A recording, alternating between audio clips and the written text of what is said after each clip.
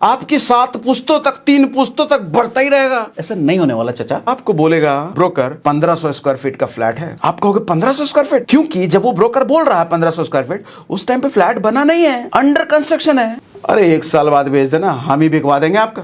हम बैठे ना, हम बिकवा। कोई नहीं बैठा है, निकल लेगा वो दूसरी जगह बेचने के लिए। तुमको पता नहीं है 5 महीने बाद, 6 महीने बाद तुम्हारा जॉब कौन से शहर में रहेगा, फिर भी फ्लैट लेने का सोच रहे थे। महाबेवकूफ आदमी है फिर तो यार। अरे हम तो मानेसर में ना ले लेंगे, तुमसे काहे लेंगे भाई, मानेसर में और ज्यादा फैसिलिटी मिल रही है। लेकिन डॉक्यूमेंट जब तक आपके हाथ आएगा, आपके जेब से पैसा निकल चुका होगा। खेल हो गया ना आपका। खुद ही लेट गए जमीन पर, इधर से लेट गए, कितने, अरे 3 गुना कीमत 3 साल में, 5 साल में। दुनिया में कौन सा इन्वेस्टमेंट आपको करके दे रहा है, जरा बताओ तो। प्रॉपर्टी करके दे रहा है, लेकिन वो प्रॉपर्टी जो फ्लैट पहली बार खरीदने जाता है सर, 10 में से 9 लोग कटते हैं ऐसे। एप्रिशिएटेड वैल्यू से ज्यादा आपने पे कर दिया तो नुकसान में तो डायरेक्ट हो भाई, यहां पर डायरेक्ट। सर अगर फ्लैट लेते तो 7% रजिस्ट्री भी तो देते। 50 लाख के फ्लैट का 7% कितना हो गया, 3.5 लाख। मैं कहता हूं 3.5 लाख जो बचा उसको उठा करके लमसम करो। इसी एंजल वन में लमसम सर्च कर लेना आप, एसआईपी के बगल में लमसम भी। लमसम और एसआईपी में क्या फर्क होता है? एसआईपी आप हर महीने करते रहते हो, लमसम क्या होता है, एक बार पैसा डाल करके आप छोड़ देते हो। कहीं से मोटा पैसा आ गया 5 लाख 10 लाख, तो लमसम कर दो, पैसा डाल दो, छोड़ दो, फिर वो अपना कंपाउंडेड ग्रो होता रहता है। सर लमसम अगर कर लिए होते 3.5 लाख, तो सर 20 साल बाद ये पैसा बन जाता 57 लाख, 57 लाख बन जाता 20 साल बाद ये लमसम। और हाँ एक और चीज, 10 लाख रुपए डाउन पेमेंट भी तो कर रहे थे, उस 10 लाख रुपए को लमसम करो। सर ये 10 लाख रुपए 1.5 करोड़ से ऊपर बन जाता 20 साल बाद। 1.5 करोड़, यानी कि 1.5 करोड़ इधर, 57 लाख उधर। अरे भैया फ्लैट 20 साल बाद जितना अप्रिशिएट होकर के आप उसकी कीमत, वो भी उतना होता नहीं, मैं बेस्ट केस मान लेता हूं। बेस्ट केस में अगर 2 करोड़ का फ्लैट हो भी गया तो आपका डाउन पेमेंट और रजिस्ट्री के पैसे से आप उसको खरीद लेते, तो 3.5 करोड़ तो नेट बच गया ना आपका। लगाओ ये लगा के सोचो, 3.5 करोड़ नेट बच गया। सर 20 साल तक उसी फ्लैट में किराए पे रहो और 20 साल बाद उसी फ्लैट को खरीद लो अगर मर्जी है तो। अब आप कहोगे 20 साल तक उसी फ्लैट में तो किराए पे रहना पड़ेगा ना। किराए पे रहने से अच्छा है ईएमआई ना दे दे, कम से कम ईएमआई में एक ईंट अपना हर महीने अपना तो होगा। सर वो ईंट बहुत महंगा पड़ रहा है आपको, और किराए के फ्लैट में रहने में दिक्कत क्या है? हम हिंदुस्तानी लोग ना इमोशनल होते हैं, इमोशनल के साथ फूल भी लगा लो तो अच्छा है। अपना घर तो होना ही चाहिए, अपना घर तो अपना घर ही होता है। कुछ भी कहो, अपने घर की बात ही अलग है। अपना घर सुकून होता है। अरे ये घटिया डायलॉग बाज, ये डायलॉग कौन देता है मालूम? ये घर वालों को सिखाए हुए डायलॉग है, दोस्त यार के सिखाए हुए डायलॉग है, और उसी पड़ोसी के सिखाए हुए डायलॉग हैं। और देखो ये सारे लोग गरीब हैं, ये सब गरीब लोग हैं, ये सब गरीब लोगों का डायलॉग। अपना घर तो होना ही चाहिए। सर ठीक है अपना घर होना चाहिए ना, ठीक है होना चाहिए, लेकिन पहले उसके लिए इनफ कमा तो लो, इनफ इन्वेस्टमेंट करके अपना एसेट बना तो लो, तब लेना इन्वेस्ट ऐसे। 40 साल तक जब इतना 3.5 करोड़ इधर, 2 करोड़ उधर, 3-4 करोड़ 5 करोड़ इकट्ठा हो जाए, ले लो फ्लैट। हाँ उस वक्त फ्लैट की कीमत आपको होगी बढ़ चुकी होगी, अरे उससे ज्यादा आपका एसेट बन चुका है। 50 लाख का फ्लैट 2 करोड़ हो गया, हमने यही तो मान तो लिया ना। 50 लाख का फ्लैट 2 करोड़ हो गया 20 साल बाद, फिर भी उससे कहीं ज्यादा पैसा है आपके पास, दे दो ना 2 करोड़। अभी 50 लाख देने से अच्छा 20 साल बाद 2 करोड़ देना। सर वो सस्ता पड़ेगा, और 20 साल बाद क्या पता उस फ्लैट में आपको रहने का मन ना करे, इंफ्रा उसका उतना डेवलप हुआ ना हो जितना आप सोच के बैठे हो, तो रेंट भी तो हो, छोड़ के चले जाना कहीं। लेकिन अगर खरीद लिया फिर तो मजबूरी है, रहना ही पड़ेगा उधर। और बेचने जाओगे तो आपको डिजायर्ड अपना जितना चाहते हो बेचना उतना हो सकता है, मिलेगा नहीं। देख रहे हो कितना फायदा रेंट पे रहने का। और एक और बात बताऊं, आदमी जब फ्लैट लेता है ना, अपनी मैक्सिमम कैपेसिटी का फ्लैट लेता है। औकात अगर 30,000 रुपये ईएमआई की देने की है ना, सर वो 40,000 रुपये ईएमआई देने वाला फ्लैट ले लेता है।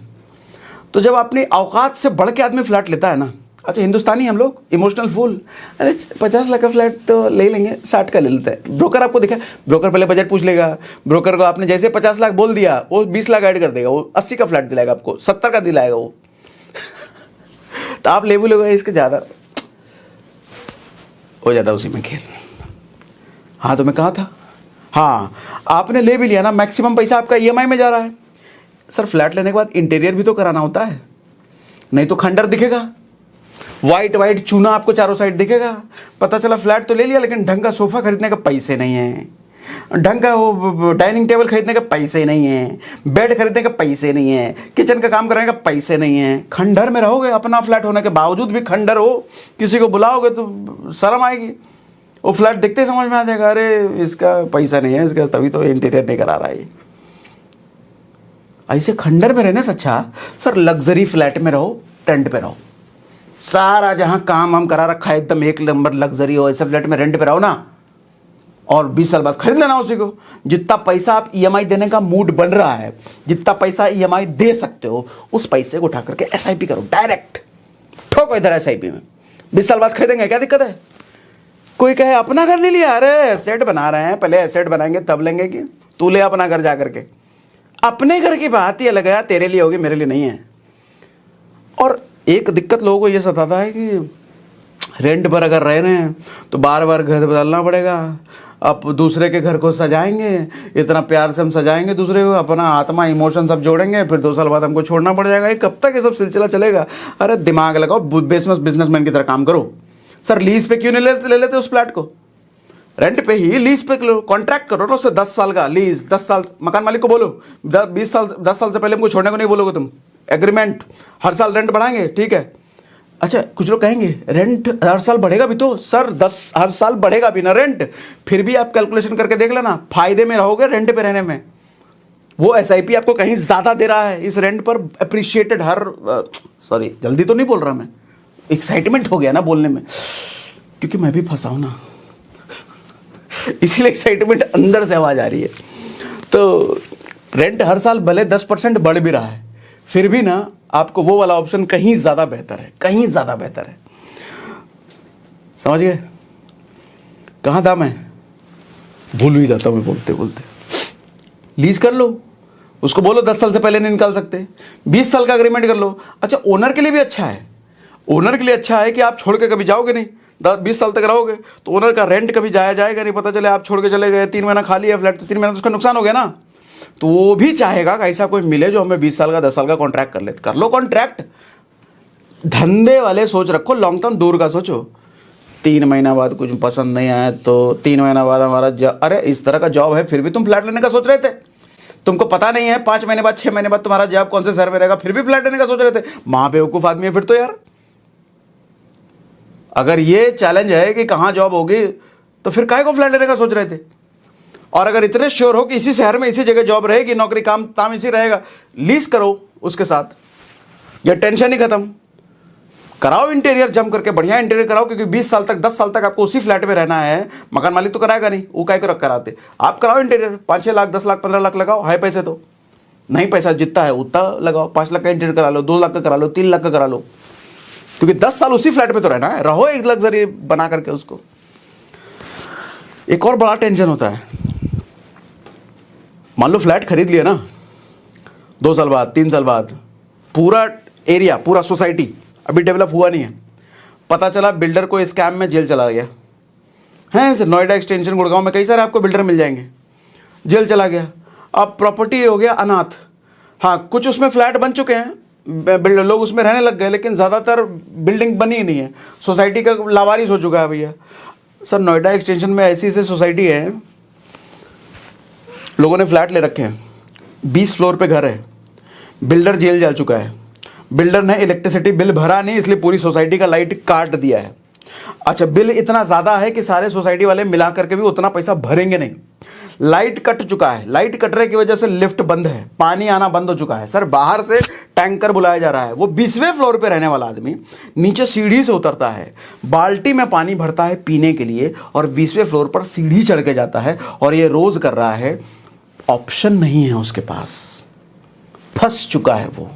मिडिल क्लास आदमी है, एक ही बार फ्लैट लेता है, एक ही बार में अपनी मैक्सिमम पूंजी फ्लैट का इंटीरियर फिटीरियर औकात जितनी थी सब लगा दिया है, बिल्डर जेल चला गया। क्या कर लोगे आप?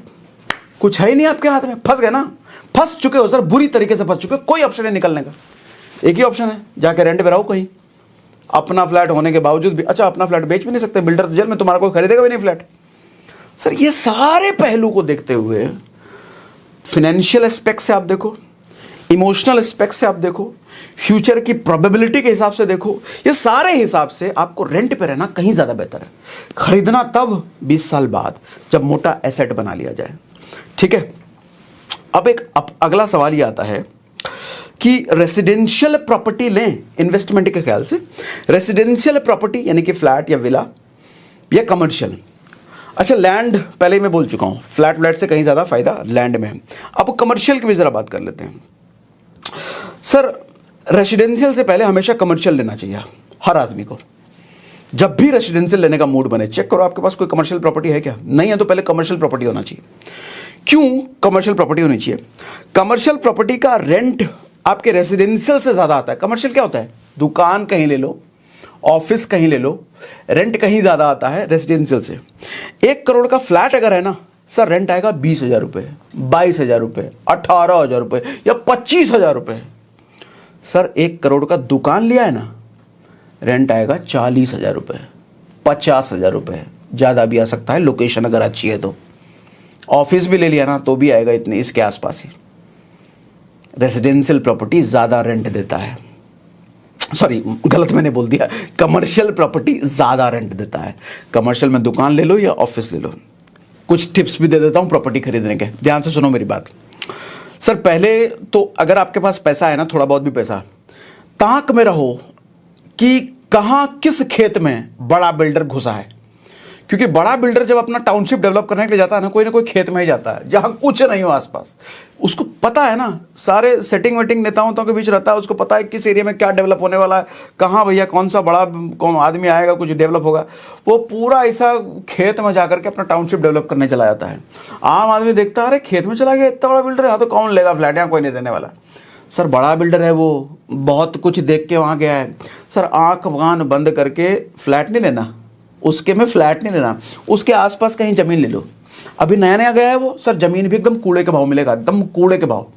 इस बात की श्योरिटी आपको उस बिल्डर के आने की वजह से मिल चुकी है कि उस एरिया की कीमत तो बढ़ेगी निश्चित, क्योंकि इतना बड़ा बिल्डर करोड़ों अरबों का इन्वेस्टमेंट वहाँ करने आया है तो बढ़ेगी जरूर।